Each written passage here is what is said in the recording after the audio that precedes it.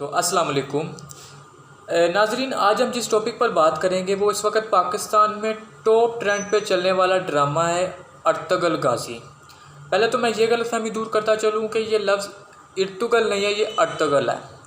Ertugrul गाजी, Ertugrul गाजी हमने देखा कि करंट टाइम में काफ़ी ज़्यादा लोगों ने इसको देखा। जैसे जैसे इसकी पॉपुलैरिटी इंक्रीज़ होती रही, इसकी मकबूलियत में इजाफा होता रहा, लोगों ने इसको देखना शुरू कर दिया। पहले इसका कोई ख़ास कॉन्सेप्ट नहीं था, लेकिन वक्त के साथ साथ जैसे ये एडवर्टाइज़ हुआ तो ये लोगों में इसकी मकबूलियत बढ़ गई, लोगों ने इसको देखना शुरू कर दिया।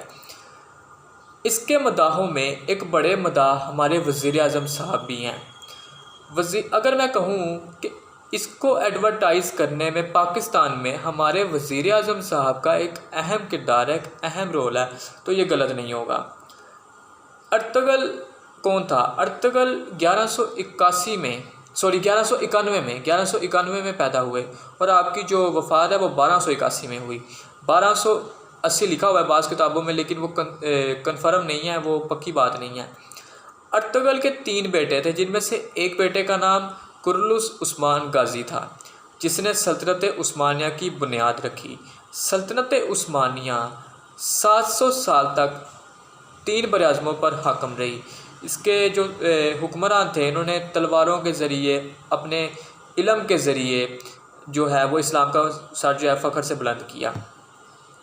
हमने देखा कि इनकी दौरे सल्तनत में बहुत सारे तमीराती काम भी हुए, तरक्याती काम हुए, जिनमें मक्का मुकर्रमा, मदीना मनवरा और क्या नाम लेते हैं मस्जिद नबवी और क्या हज़रत अमीर हमज़ा रज़ियल्लाहु तआला अन्हो का मज़ार, मक्का मुकर्रमा तक इन्होंने नहर चलाई, ट्रेन चलाई। फिर मोस्ट इम्पोर्टेंट थी हजूर सल्लल्लाहु अलैहि वसल्लम के जो क्या नाम लेते हैं रोज़ा मुबारक है, उसको इन्होंने उसके इर्द गिर्द सी सप्लाई दीवार लगाई। अर्तुगरुल असल में कौन था? अर्तुगरुल का ताल्लुक़ काई कबीले से था। काई कबीले का मैं आपको बताऊंगा बाद में कौन सा कबीला था। काई कबीला मंगोलों से जहाद करने के लिए, उनका जुल्म के ख़िलाफ़ लड़ने के लिए, जहाद करने के लिए वस्ती एशिया से पहले ईरान गया, ईरान से फिर अनातोलिया आया। अनातोलिया आके इनकी जो मुलाकात है वो उस वक़्त के जो वहाँ पे सल्तनत कायम थी, सल्जूकियों की सल्तनत कायम थी, जिसके हुक्मरान उस वक़्त के सुल्तान अलाउद्दीन थे। सुल्तान अलाउद्दीन सल्जूक की सल्तनत की बुनियाद सुल्तान अलब अरसलान ने रखी थी, और उस वक़्त के जो सुल्तान थे वो सुल्तान अलाउद्दीन थे।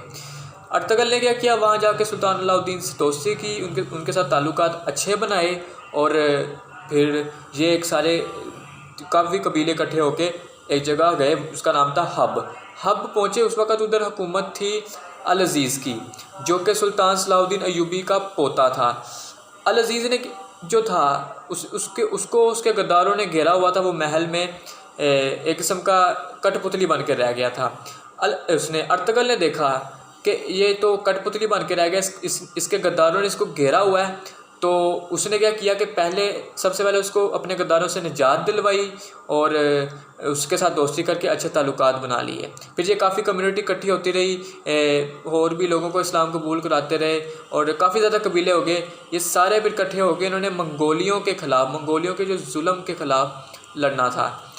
अब मंगोलियों का जो उस वक़्त का हुक्मरान था उक्ताई खान, जो कि चंगेज़ खान के बेटों में से एक बेटा था। उक्ताई खान उस वक़्त का हुक्मरान था।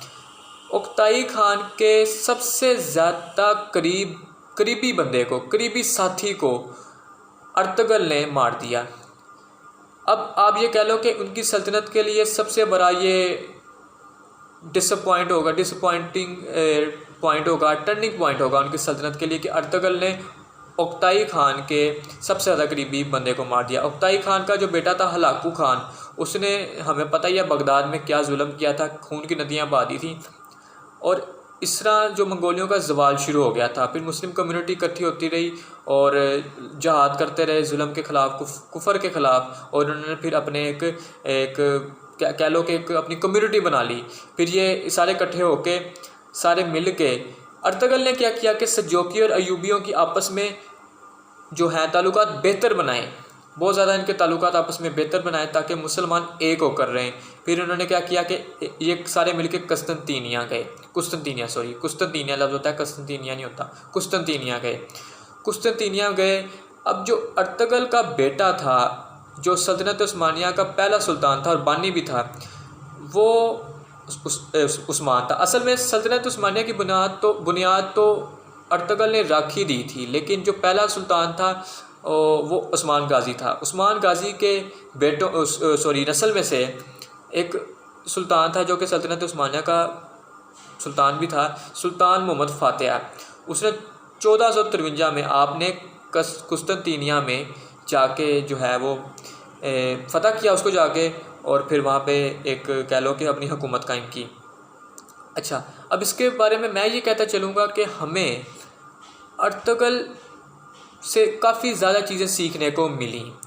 असल में हमारे यहाँ ये रवाज था, यहूसत ज़्यादा निज़ाम था, यहूदियों का निज़ाम था कि हमें गोरों को हीरो दिखाया जाता था, बॉलीवुड इंडस्ट्रीज़ को दिखाया जाता था, हॉलीवुड इंडस्ट्रीज़ को दिखाया जाता था, और हम इनको हीरो मानते थे। असल में इस ड्रामे के बाद हमें पता लगा कि कुछ हमारे इस्लामिक हीरोज़ भी हैं, कुछ हमारे इस्लामिक हीरोज़ भी थे जिन्होंने इस्लामिक हिस्ट्री चेंज की, इस्लाम में जुल्म के ख़िलाफ़ लड़े, कुफ़र के ख़िलाफ़ लड़े।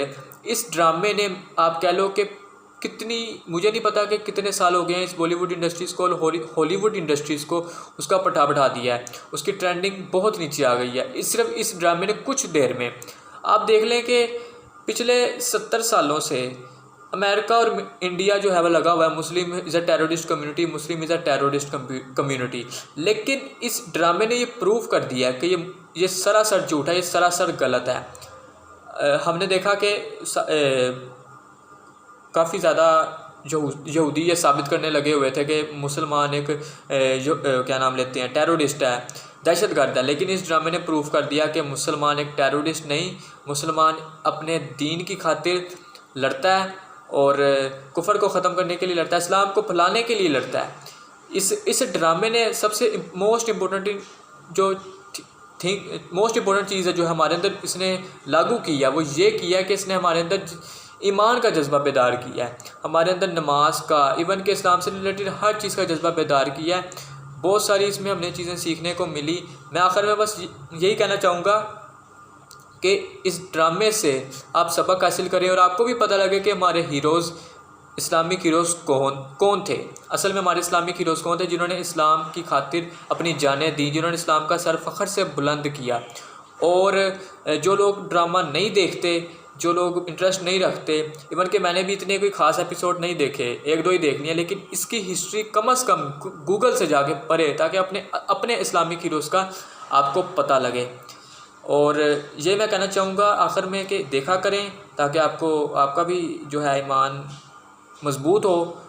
अगर आपको मेरी ये वीडियो पसंद आई है और मेरी बातें अच्छी लगी हैं तो मेरे इस चैनल को सब्सक्राइब कर दें और बेल आइकन को प्रेस कर दें ताकि आपको लेटेस्ट वीडियो तक अपडेट आती रहे, लेटेस्ट वीडियो की। अब तक के लिए इतना ही, मिलते हैं आपसे नेक्स्ट वीडियो में, तब तक के लिए पीस आउट।